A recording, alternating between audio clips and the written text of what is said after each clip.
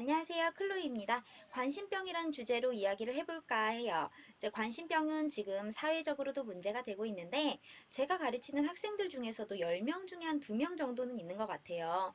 그래서 그런 친구들 관심병이 왜 생기는지 어떻게 해야 예방을 할 수 있는지 알려드리도록 하겠습니다. 자, 관심병이라는 것은 이제 사람은 누구에게나 이제 인정 욕구라고 하는 게 있어요. 인정 욕구는 다른 사람들로부터 인정을 받고 싶어 하는 욕구예요.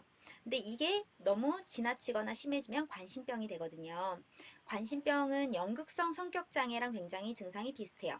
이게 뭐냐면 관심을 끌기 위해서 거짓말을 하고 관심을 못 받으면 불안해하는 거예요. 자, 예를 들어 볼게요. 내 자식이 SNS를 하다가 좋아요가 없으면 막 손이 덜덜 떨린대요.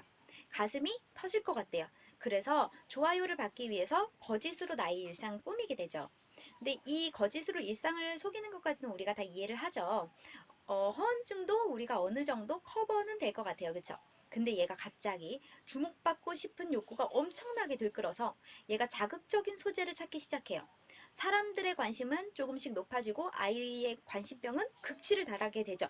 이제 이 아이는 사람들의 관심을 받기 위해서 차를 훔쳐 타거나 심지어 똥을 싸기도 하고 이것을 올리기도 해요.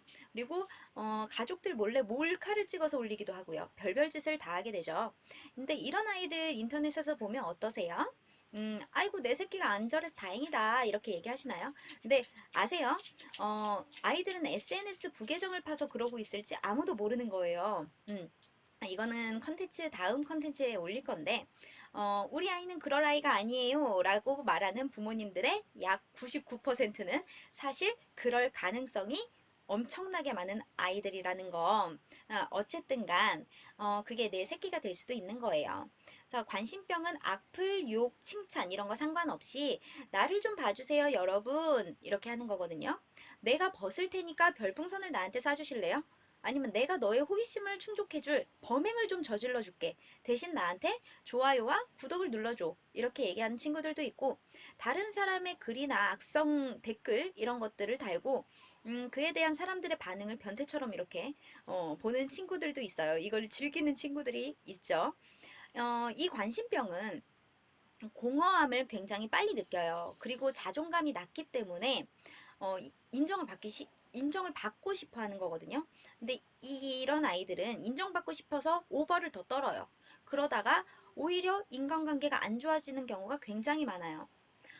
자, 살면서 한 번쯤 이제 겪는 민하우젠 증후군이라는 병을 잠깐 볼게요. 아프다고 거짓말을 해서 사람들의 관심을 끄는 병인데, 아프다고 하면 관심이 집중되죠. 그러면 이 행동을 계속 반복하는 거예요. 심한 경우에는 자해를 하기도 해요. 자해가 되면 이건 관심병 말기가 되는 거죠. 근데 이거랑 반대로 또 남을 간호하고 칭찬을 받으면서 만족을 느끼는 대리 민하우젠 증후군이라고 있어요. 이제 스티븐 호킹 박사 아시죠? 그 호킹의 아내가 있었는데 그 아내는 대중의 칭찬과 관심 이런 거를 받기 위해서 몸이 불편한 남편을 일부러 더 다치게 해요. 그리고 간호를 엄청 열심히 해주죠. 엄청 무섭죠. 근데 이 민하우젠, 대리 민하우젠보다 더 무서운 관심병. 네, 이 관심병을 예방을 하려면 우선 집에서부터 아이에게 자존감을 좀 키워줘야 돼요. 작은 성취에도 인정을 받으면 아이가 금방 예방이 되거든요. 근데 충분히 칭찬을 받아야 하는데 받지 못해서 그걸 다른 사람한테 구걸을 하게 되면 이건 관심병이 되는 거예요. 인정 욕구는 모든 사람들에게 있기 때문에 칭찬의 목이 마르게 하면 안 되는 거예요. 얘가 점수가 좀 안 나오면 어때요? 좀 잘못하면 어때요?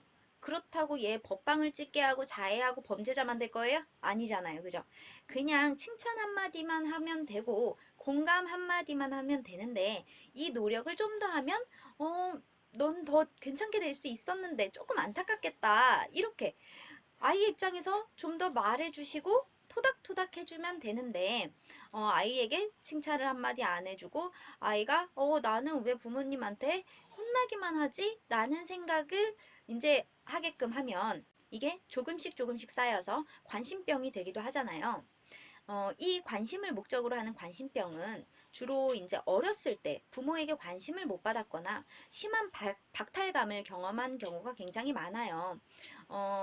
그리고 부모의 무관심, 이 무시, 이런 거에 대한 두려움을 극복하지 못해서 이게 생겨날 수도 있어요. 근데 이 무관심이 굉장히 무서운 게 아무도 상처를 주지 않았는데 혼자 기대심이 이만큼이나 높은 거예요. 그래서 혼자 상처를 입어요. 그래서 혼자 감정 기복이 굉장히 심해져서 분노 조절 장애까지 오기 때문이에요. 이게. 그리고 그렇게 시간이 흐르다 보면 나 혼자만의 정신 세계로 들어가게 돼요. 내가 왜 이런 취급을 당해야 되는지 도대체가 모르겠어서 그때 폭발을 해버리게 됩니다. 그러면 묻지마 범죄까지 가게 됩니다. 근데 이게 두려우시다면 아이에게 이 말은 꼭 이렇게 생각날 때마다 해주세요. 실패해도 괜찮아. 다시 일어서면 되니까 괜찮아.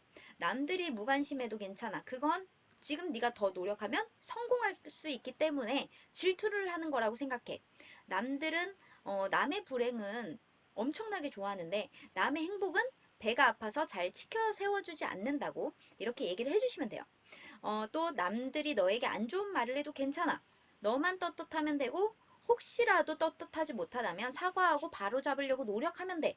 그러면 넌 정말 멋진 사람이 될 거야. 사람들이 너의 노력을 인정해주고 실수도 용서해 줄 거니까 이렇게 얘기를 해주세요. 자, 누구나 다 관심을 받고 싶어 합니다. 저도 물론 그래요. 인정받고 싶고 칭찬받고 싶고. 네, 그게 사람의 본성이니까요. 하지만 그 관심은 자신의 성공을 위한 것이어야 돼요. 이게 관심이 목적이 되면 안 된다는 거, 그것만 꼭 명심해 주시면 될 것 같습니다. 자, 관심이 목적이 되지 않도록 집에서 더 따뜻하게 대해주시면 좋겠죠. 근데 혹시나 이 영상을 보시는 분들 중에 내가 관심병이 좀 있는 것 같다 라고 생각을 한다면 나는 남한테 얼마나 무관심한가부터 생각을 해보세요. 자, 뭐든 그래. 좋아요, 댓글 달 수 없어요. 그리고 이 방법밖에는 유명해질 길이 없을까요? 아니죠. 이렇게 유명해져서 얻는 게 뭘까요? 단순히 그냥 그때뿐인 일시적인 행복 아니에요? 남한테 보이는 것보다는 때로는 나 자신을 좀 대견스러워하는 게 필요해요.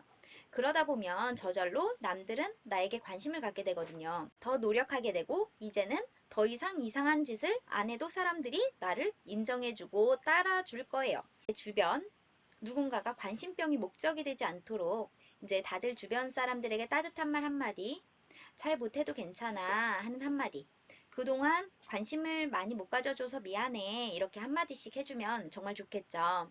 관심병은 스스로 고치기는 굉장히 힘들대요. 근데 주변 사람들이 조금만 도와줘도 없어지는 병이라고 합니다. 그렇게 이제 모두들 다른 사람들에게 꿈이 목적이 돼서 관심을 받는 아이로 그렇게 자라게 해주시면 되겠습니다. 오늘 클로이 이야기 여기까지 하겠습니다. 감사합니다.